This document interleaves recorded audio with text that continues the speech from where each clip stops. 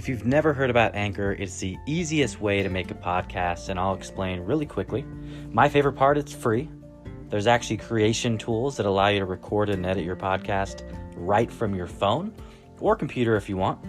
It will actually distribute your podcast so it can be heard on Spotify, Apple, and many more, and you can actually make money from it without any minimum numbers of listeners, and it's everything that you need to actually make a podcast in one place. So do this, download the free Anchor app or go to anchor.fm to get started.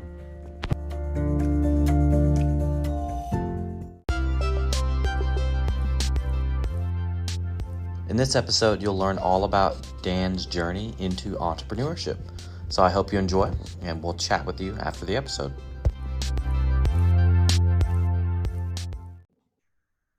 Hey everyone, and welcome to the Blaze Your Own Trail podcast. I'm your host, Jordan Mendoza, and I've got a very special guest today. I have got Dan Mott. He is the founder of 6-3 Media, where he actually helps connect founders to right opportunities through networking, referrals, and through partnerships. And I'm actually going to let Dan go ahead and tell you a little bit more about that and what he does. Awesome. Thanks, Jordan. Thanks for having me. Yeah, I mean, we kind of do, I like to say that we're in the people business. So there's kind of two main arms to the business. We work with people individually to connect them based on, individual needs and, pain points that they have. And what we try and do is connect people and form partnerships. So, essentially where someone is in the process of having to work with a B2B vendor, and they don't really know where to look. They don't know who can help them or who the right fit is. We sit down with them, we consult with them, we put together a plan of action, and then introduce them to the right people based on the partners that we have vetted in our network, which is great for those partners because, they're able to get leads who are ready to buy, when we're able to match them. And then kind of on the greater scale, we are looking to build a community around entrepreneurship and stories through the 1,000,000-to-1 community. And we do a lot of similar stuff there where it's just telling stories. And I think that the biggest thing for us is really trying to show the dark side of entrepreneurship and really humanize it and, talk about what it's like, why people got started, what pushed them over the edge, why did you start your business? Why are you where you are today? Because I think, you look at a lot of social media where people are, renting Lamborghinis and then, taking pictures on Instagram and saying, look how successful I am, when they have, a negative balance in their bank account. So I kind of want to show, the bad days and, kind of where it all started off and, how you get through it as an individual and how, as an entrepreneur, you don't have to be alone, that, you can lean on others for support and, work together. So it really kind of all ties together, in this community that, is just all based around relationships and connecting people and forming partnerships. Wow, that's awesome. Yeah, so it really sounds like it's definitely win-win marketing for everybody. Yeah, win-win-win. Yep, that's right. Win, win, win. Everybody wins, right? Referring people, connecting people, empowering people to get vulnerable, right? And share those stories that they're actually experiencing while they're happening, right? Because that, what that does to me is it actually helps inspire other people that are in the trenches with them. And they know, they're like, hey, you know what? Dan went through that. Goodness. So I haven't seen it yet, but I probably will experience that sometime on my journey. Oh yeah, it happens. I mean, I even went through it when I, my entire career. It was like, I always knew I wanted to get into entrepreneurship. I always knew I wanted to work for myself. And even going through my career, you have bad days and you're like, I just don't want to do this. And, obviously it's a lot harder, when, your time is kind of when you're your own boss and you have to manage yourself. But, we all have our good days and we all have our bad days. So knowing that other people go through it too, that you're not alone is really kind of, it really kind of helps to empower you and helps you kind of get through those bad times. Absolutely. I definitely agree with that. So Dan, let's hear your story, a little bit about you, and how you blazed your own trail. And before we get into that, really what I want to know is, what kind of kid were you? So how were you as a kid, like elementary, middle school? Were you an athlete? Were you more into the educational side? So what kind of kid were you? I think I was a little all over the place, but never really fully dedicated to any of it. So I played a bunch of sports, definitely. I did pretty well in school, but I never really kind of pushed myself to try, hard. I even remember sitting at my college graduation and being like, huh, I could have done better here. And, I think in hindsight too, it's just like I had so much free time back in college where it's like, I went to school for entrepreneurship. I always knew that I wanted to be an entrepreneur. So, I definitely kind of regret not spending more time, more of my free time at that point in my life to kind of dedicate to it. But, you kind of, you follow your own path and you end up where you end up. So I don't kind of regret any of it at the end of the day. A little bit of entrepreneurial spirit in my childhood, definitely. Used to go to a buddy's house and we would set up, he lived on a busy road. So we'd literally just put like a picnic table out on his front yard and we would just sell random stuff like, like creepy crawlers and like knickknacks for, like we think we even would do lemonade sometimes and really random stuff. So, from the beginning, I kind of always had it in my blood, that I, wanted to work for myself. That's awesome. Yeah, I actually sold baseball cards back in the day, Nice. back when the kid, Ken Griffey Jr., I grew up in the Pacific Northwest, so that was my favorite player, being from growing up in Portland and the Seattle area, it's a pretty cool time to be around. And, in that time in the 90s, it was booming, right? Like I could go buy a box, and I wouldn't buy it, I didn't have any money, but my great grandmother would buy me this boxes of, Upper Deck and Fleer and, Donruss and all these decks of these baseball cards. And I would just go through them and just find these cards. And it was so interesting, like how much money you could make, Yeah, as a right. kid, as long as you knew and believe me, I was following the Beckett magazine, I like Yeah, yeah. knew all of the pricing. And it's so funny when you think back to that, like, you mentioned you guys were just selling random stuff. Like that just tells you that you have that, entrepreneurial drive and that you want to market and sell and, and things of that nature. So it is interesting to think about. Yeah. And it was stuff that people never even needed. like like creepy crawler. I don't know if you remember those, but like it was like literally gel that you would put into a form and then it was just like this little rubber like scorpion or random things with different colors. And it's like why would people were just buying them out of the kindness of their heart, like, hey, it's a nickel, why not? Yeah, they're like, hey, at least this kid's trying, Yeah. They're supporting the spirit of it. Yep, So I supporting. appreciate all of those people. Thank you for spending that money. Absolutely. And so when did you know, and what kind of happened that shifted you to say, I want to be a founder of my own company? I think I always knew that I wanted to. Well, I guess I shouldn't say that. Like when I was young, I used to pull stuff apart, and I always like used to tell myself I wanted to be an inventor. Um, I wouldn't say that I'm an inventor today, but definitely a creator. Creating content is definitely a huge part of it. Creating a business. I like to kind of take ideas from my head and turn them into a reality. Went to school for entrepreneurship. I decided my major in my very first semester at college. So again, I kind of knew from early on that I wanted to do it. Had a lot of side hustles over the years and different things that I've tried, and where I started my business about 7 months ago, and I was working at a sales and marketing agency in the IT industry at the time. I had worked my way up from a entry-level marketing position all the way up to creating the role of director of marketing for myself. I then took on an additional role of running a portion of the agency at that business. And I was at that point, I was like, hey, I'm kind of running my own business, but for someone else at this point. And kind of wanted to prove that I could do it, and I was onboarding clients and managing relationships and running really running a business within a business. So got to a point where we had creative differences, and I was kind of getting pushed into a role that I didn't really want, and it was kind of time. So we shook hands and went our separate ways. And at that point, I made sure that I had plenty of money saved up to kind of act as a cushion for God forbid anything happened. And I had a good client right off the base. Had known him for a little while. He kind of knew what I was doing, was very transparent with him. He knew I was leaving my company to go full time and start my own business. And it was kind of a great relationship because he was very flexible. He gave me the opportunity, and he was really kind of the foundation for me to really be able to launch my own business. That's awesome. That is very, very cool. And so you shook hands, you parted ways, you walked out of the office. Who's the first person that you called? Oh God, I don't even remember. I think I might have even just sat in the car. I think I took that time to myself because like I had already spoken to everyone that I wanted to tell. It was kind of a game. It was part of the plan. Everyone knew beforehand, and I put in my 2 weeks, right? So I still had 2 more weeks worth of work. Um, and I think I just took that time to be like, all right, I did it. I committed to this, and I kind of just, I don't think I even like listened to music or listened to a podcast on the way home.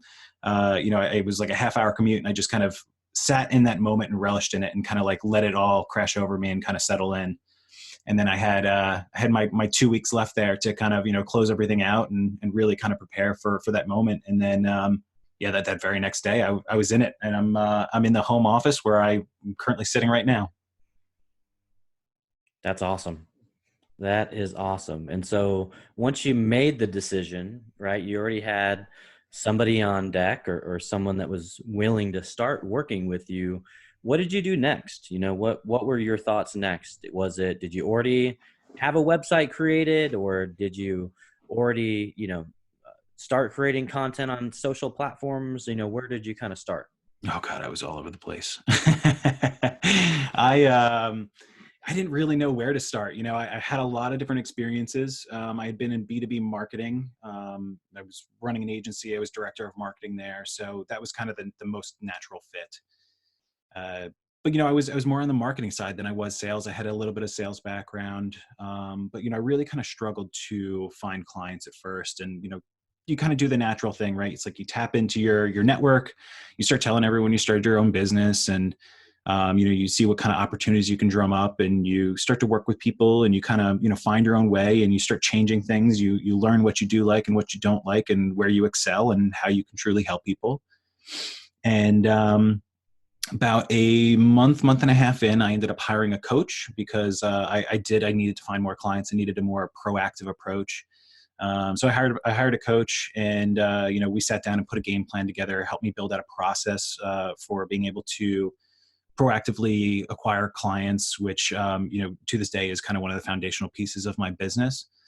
And in that time, I kind of as I would kind of bring on new clients, and I'd work with them in a certain capacity, and I'd be like, hey, this isn't really what I want to do, but I'd keep, I'd obviously, go through the project, and then, we'd either continue working together in a different capacity, or, part ways at that time. And I really went through a lot of different iterations in the first couple of months, where I think I changed my business model about 6 times or so before finally landing on, what 6-3 Media is today. So it was definitely a lot of trying to find myself and trying to figure it out. And, it's definitely a massive learning curve. And I was so grateful to have hired my coach when I did so early on, because what he did was allow me to have to meet new people and set up conversations on a, regularly on a weekly basis.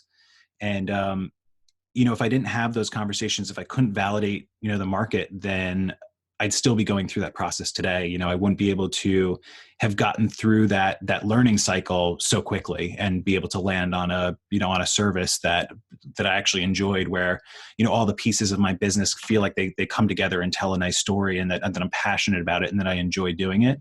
That was kind of the reason that I went through that many changes, was because it didn't feel right. It wasn't what I wanted to do, and it took some time to get there. That's great. And so for anyone out there that's listening, if you're a brand new entrepreneur, really what Dan was saying is find a coach, right? You can't always do everything on your own. I'm a firm believer in asking for help and collaboration. Dan, it sounds like, especially with the way that your business is operating and what you do, you're all about networking, collaboration as well. Oh, yeah. And, it's massive, right? It's just building these contextual relationships about what you're passionate about. And like you said earlier, being able to share these stories with people, to me, that's where the real magic happens. Yeah, definitely. I think that's that's where it really all tied together for me, was just the story. And knowing that you don't have to do it alone, that it's okay to lean on people, that it's okay to, I mean, whether it's friends or family, or it's people that you meet on the internet, or coaches that you hire, like, don't be afraid to say that I don't know. And, you're going to have to figure it out. Everything is new. Everything's a challenge. So when you kind of, you put yourself out there, you make yourself vulnerable, and you lean on the support of others, it helps you go through that learning process significantly faster. So the thing that really clicked for me is I've been daily journaling for over 2 years now. I do it every workday. First thing I do when I wake up, I come into my office and I handwrite it in a journal. And when I started my business, the day that I went full time, I was like, you know what, I'm going to start publishing these to the internet. And so I publish them every single day on LinkedIn. I handwrite it in the morning. I go for my run. I go through my morning routine. I shower. I hit my desk, and that's the first thing I do is I type it up and post it to LinkedIn. And I mean, when I'm having good days, obviously I talk about good things. But as we all know, we all have crap days, and we all have bad things that happen to us, and we have to get through it. And I still had to write something in the morning, so that's what I would talk about.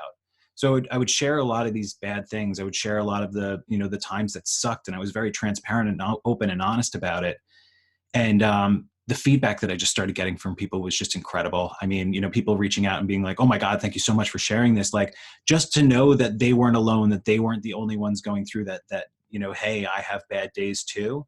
Really kind of resonated with them, and it got to this point where I was like, this is amazing, but it can't just be about me. Like, I know that other people are going through it too, and I want to share that. So that was really where the seed for the Million to One community came from. It was like, I can share my story through my daily journal, but I want to share other people's stories too.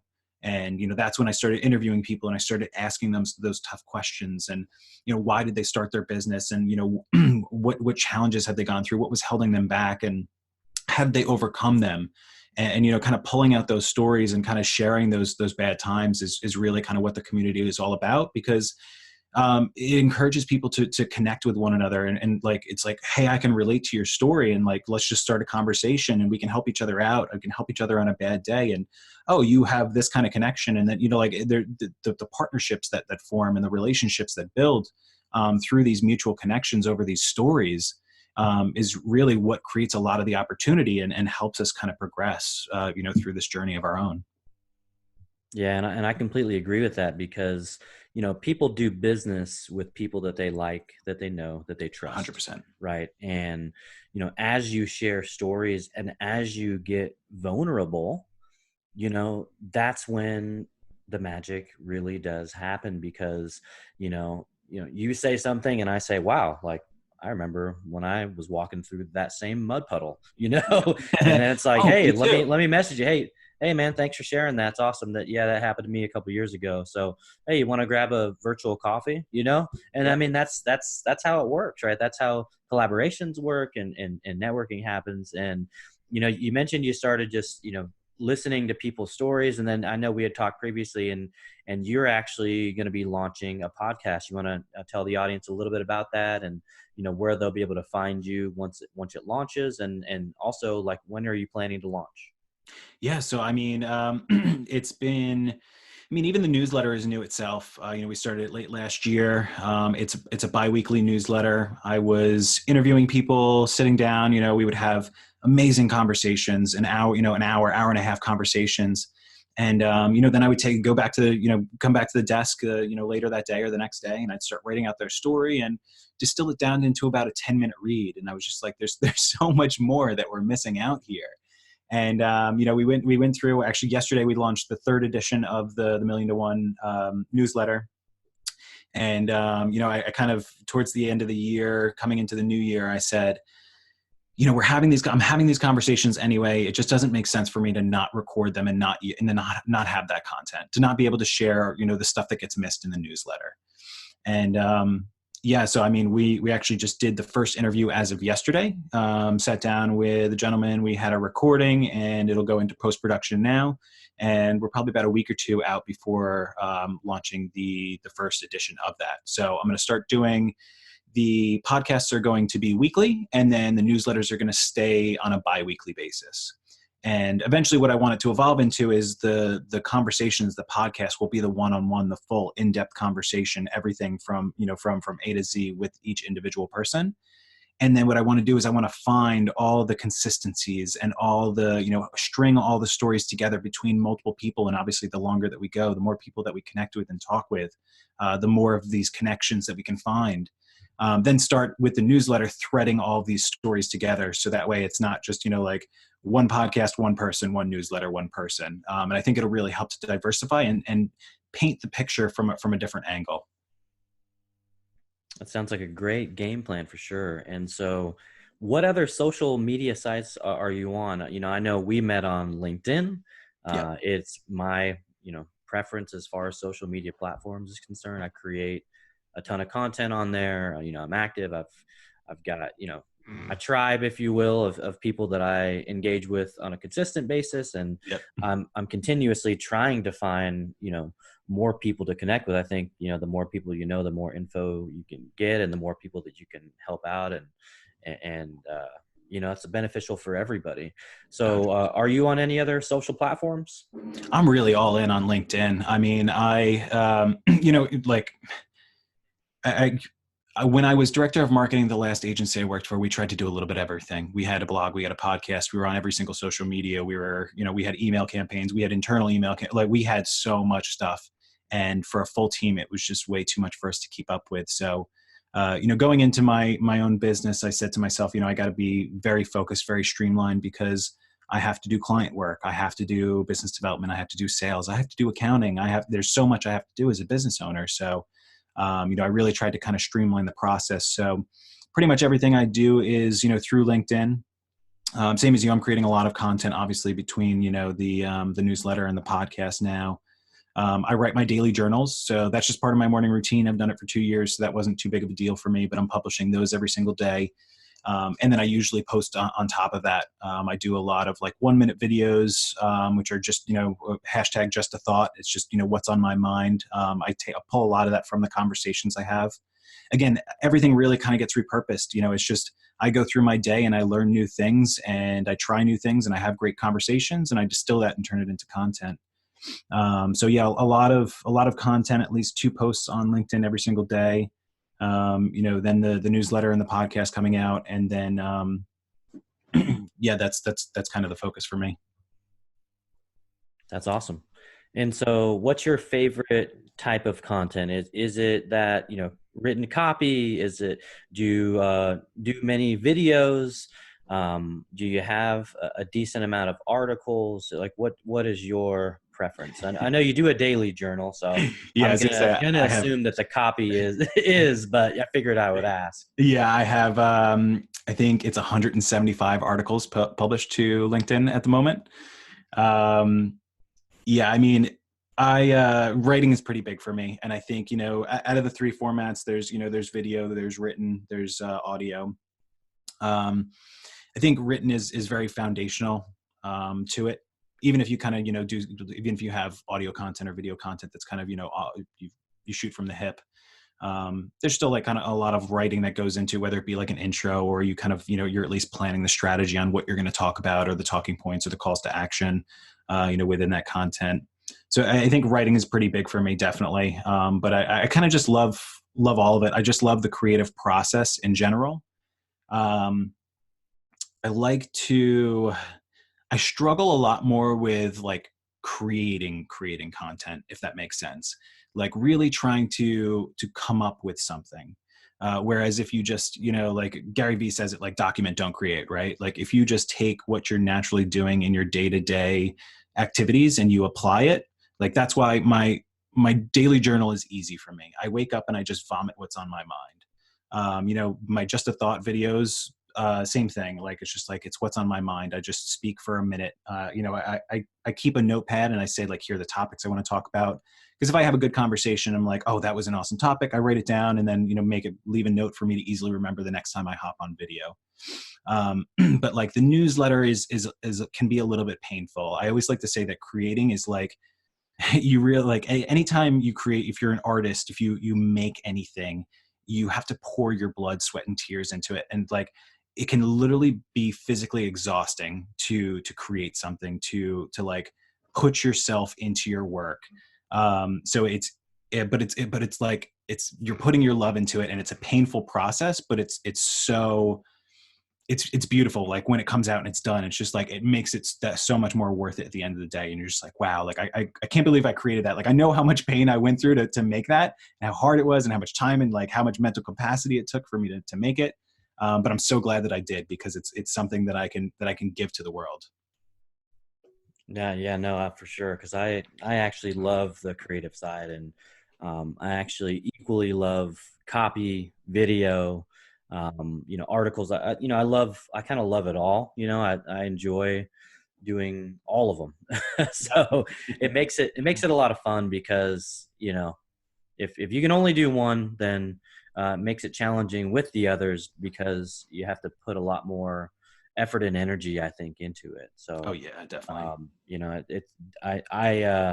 I've just always enjoyed, trying to evoke thoughtful conversation, right? Like Yeah. asking a question that's going to elicit a response from people is what I love, because for me, I actually much rather see tons of conversation and engagement over views and likes and the vanity metrics like that, right? Yep. Because that's Absolutely. that's where you can truly see what the community is thinking about the content that you created, and that's what makes it worthwhile. Like Yeah. getting those messages from people, or even just in the comments where they say, hey, wow, thank you so much, I needed this today, or that inspired me, or like you were talking Yep. about earlier, when people share those stories, it's just so meaningful, and it makes you want to keep going every single day.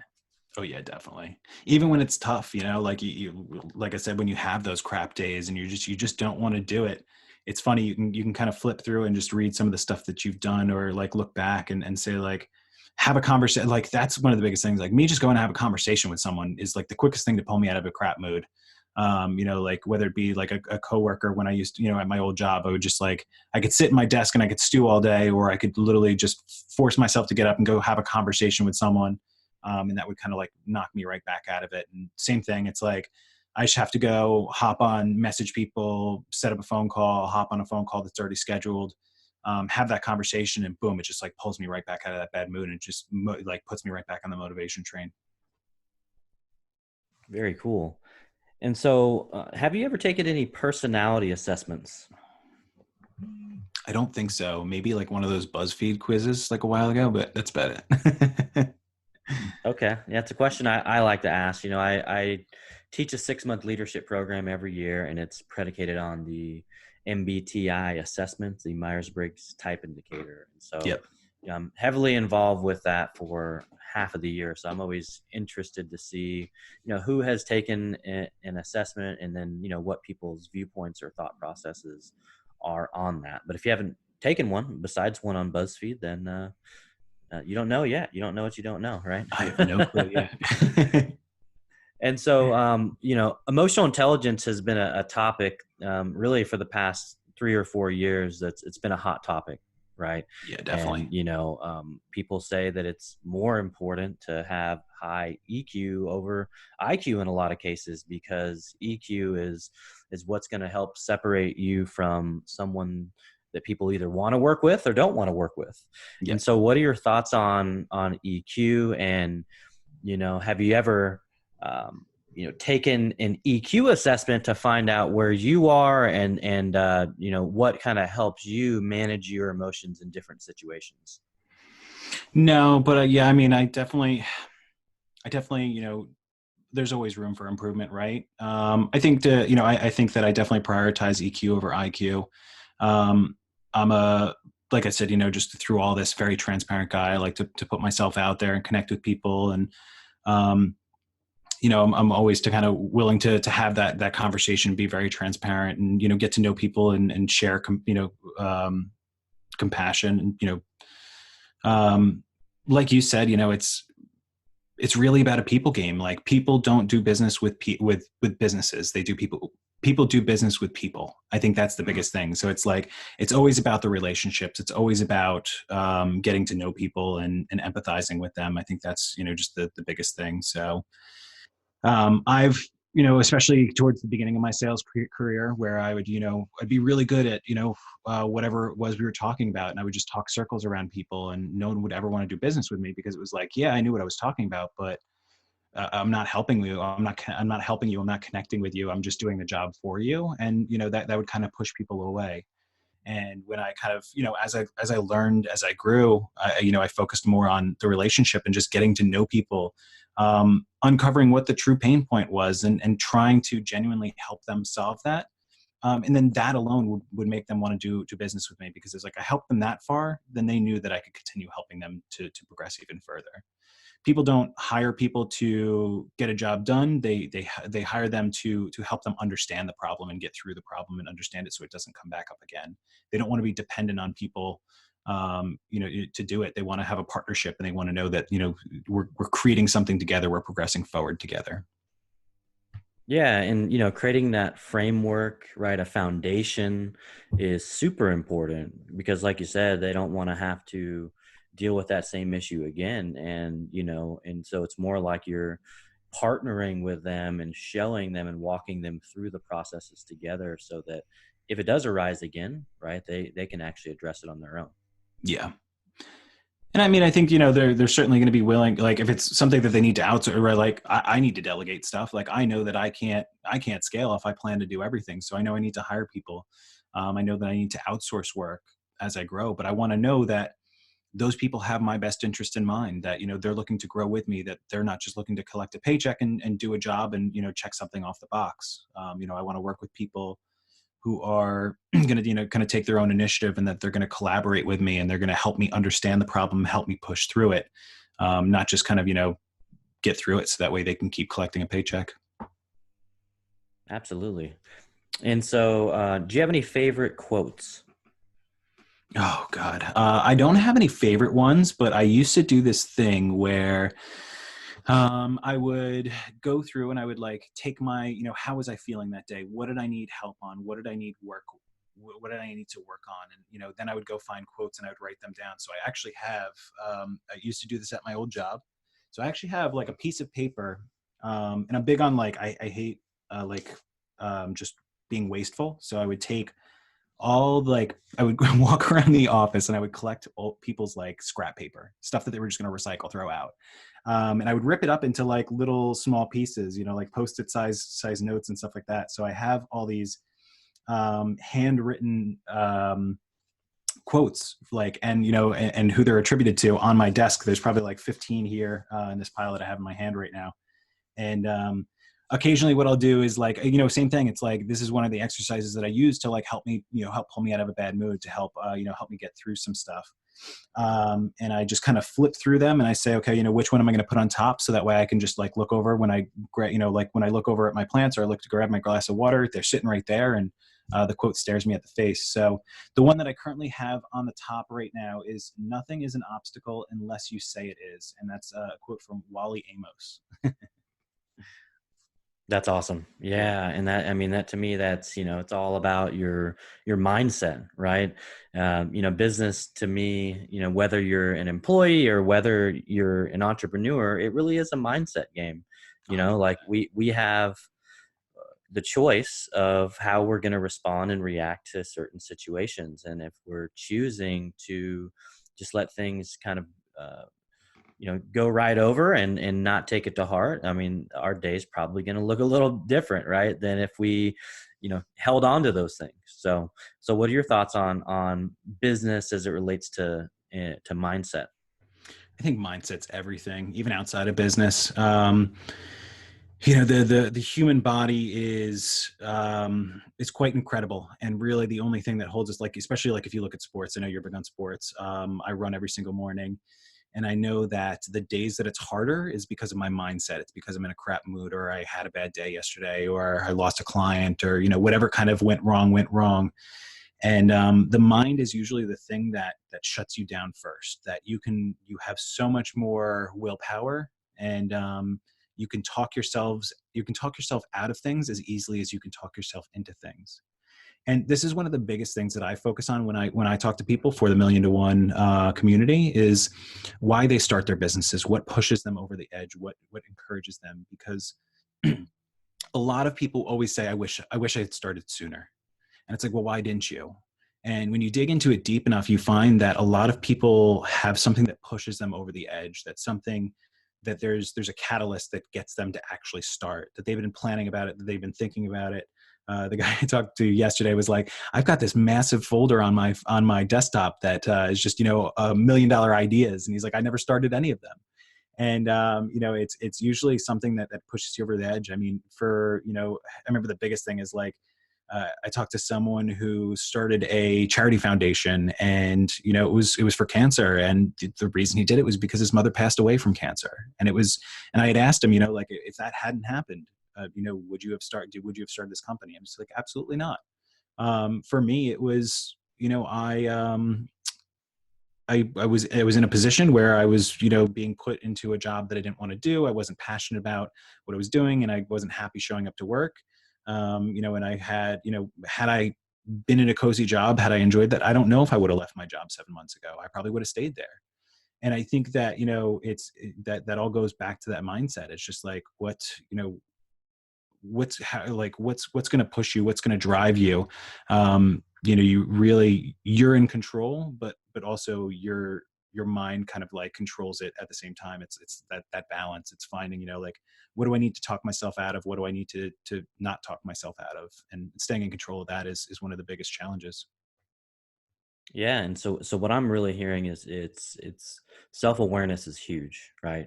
Oh, Being able absolutely. to understand yourself, your emotions, how you're feeling, and knowing if, like, I actually don't like going to work today. Like, Yep. you kind of look at it and it sounds like you really realize that, like, this is not my best life.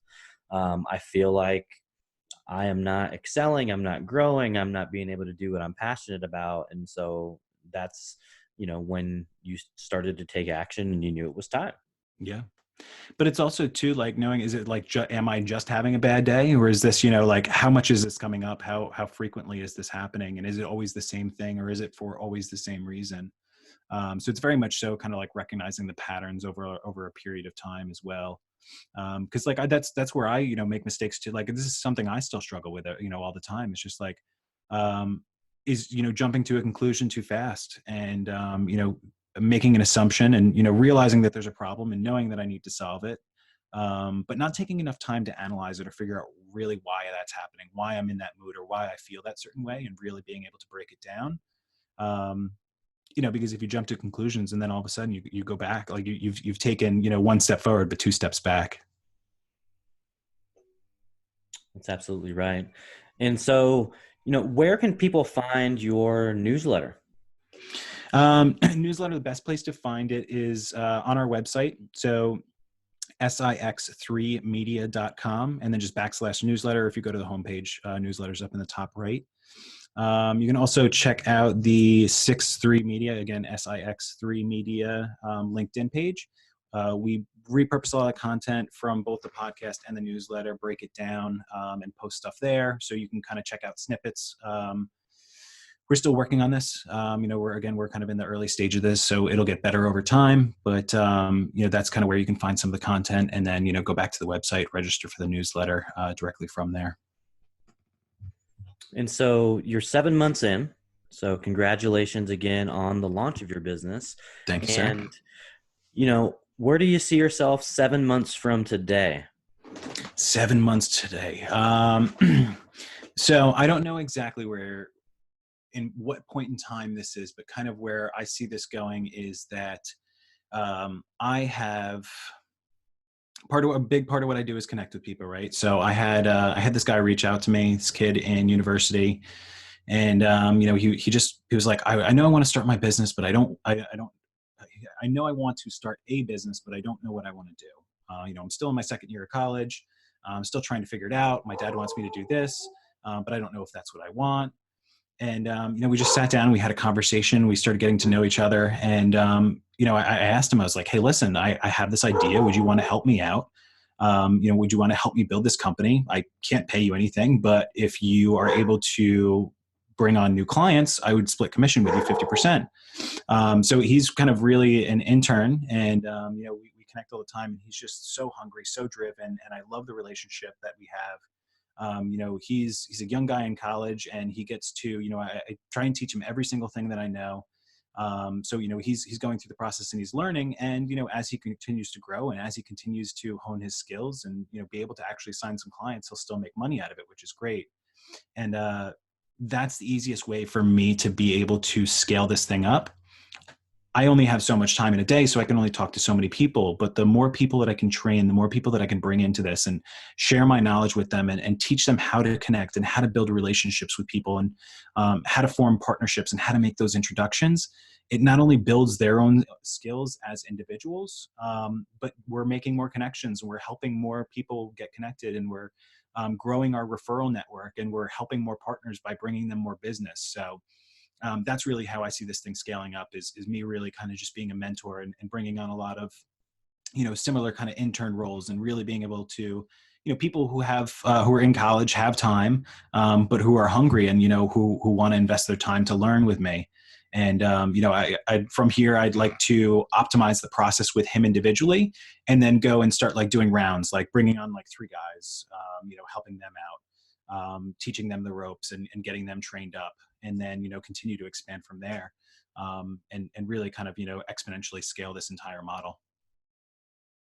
That's awesome. Yeah, and like you said, that's a fantastic opportunity for somebody into college to get real firsthand experience and seeing the behind the scenes of what entrepreneurship looks like. Yep. So I'm sure that that kid's going to be super excited, especially when all said and done, or who knows, maybe he's a big part of the company down the road, right? Yeah, I'm continually impressed by what he's able to do. I feel like I turn around like within a week, um, and I'm like, I feel like I haven't trained him on anything, but I'm just like, here, here's the baselines. Here's how you can get started. I just want him to get familiar. Like he's investing his own time, so I don't, it's his freedom. It's his own role. Like he's kind of entrepreneuring his own little career, just by working through me. So, but it's like he just took to it right away, and he's like pinging me, and he was like, "Hey, I just booked a call," and I'm like, "I didn't even teach you how to do that. Like, how'd you do that?" So it's a really cool feeling to be on the other side, and I think that that was a big thing for me. I say that one of the biggest things I kind of regret from college was that I didn't spend more time focusing on my entrepreneurial career. That I didn't, I had all this free time and I didn't capitalize on it. And I always like wish that I had a mentor. I always wish that I had someone to kind of train me, and take me through this stuff. So like I can retroactively do that, by turning around, and being able to help him, and hopefully as I figure this thing out, I can do that with more people as well. And that's a cool way to look at it, right? It's like, man, I think I missed out on these opportunities, and I don't want these people to miss out on them, right? Like, I don't Yeah, want them to have definitely. to go, be in the position that I'm in. So, that's really awesome. I think it's a great initiative to be able to give back like that. And I think that they're really going to appreciate, being a part of the journey of starting a business. So that's amazing. Awesome, man. Well, this has been a fantastic conversation. And so, is the best place for people to reach you besides your website? Is it LinkedIn? I know you said that is really where you spend most of your time. That's where I live. I always have LinkedIn open, whether it's on my phone or one of my various screens on my laptop. So, yeah, definitely. If you're interested in what we do, you can check out our website again, six3media.com. But really, just come talk to me. I've got the same information right on my profile, so you can learn all about our company, get the links, etc. Come check out the Million to One community and hear other people's stories. Get to connect with people. You can do so on your own through the community, or you can come to me, and I'll introduce you to people who might be able to help you out. Or let's even chat ourselves. I'm always setting up calls with people, just 15-minute intros. I just like to get to know people, see how we can help, because you never know what's going to happen 6 months down the line, 12 months down the line, or 12 years down the line. So the more people you know, the more people you connect with, and the more people you try and help. I fully believe that it comes back to you. So. That's awesome, Dan. And I'm a big believer in reciprocity and being kind to others and helping each other out, right? There's enough out there for everyone to be successful, right? Oh, And definitely. I think the fact that your company is literally predicated on helping others, I have no doubt that 7 months from today, it's going to be highly successful. So congratulations on the launch. Thank you, sir. Um, For everyone that's listening, I'm going to make sure to post all of Dan's social links in the show notes. So be sure to check that out. And I hope you all have an amazing day.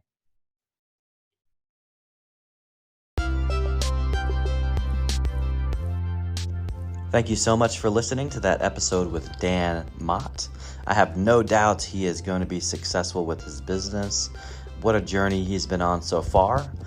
Hey, if you're not subscribed yet, do me a favor and subscribe. Also, make sure to tell your friends about the podcast. I would really, really appreciate the support, and I can't wait to share the next episode with you all soon.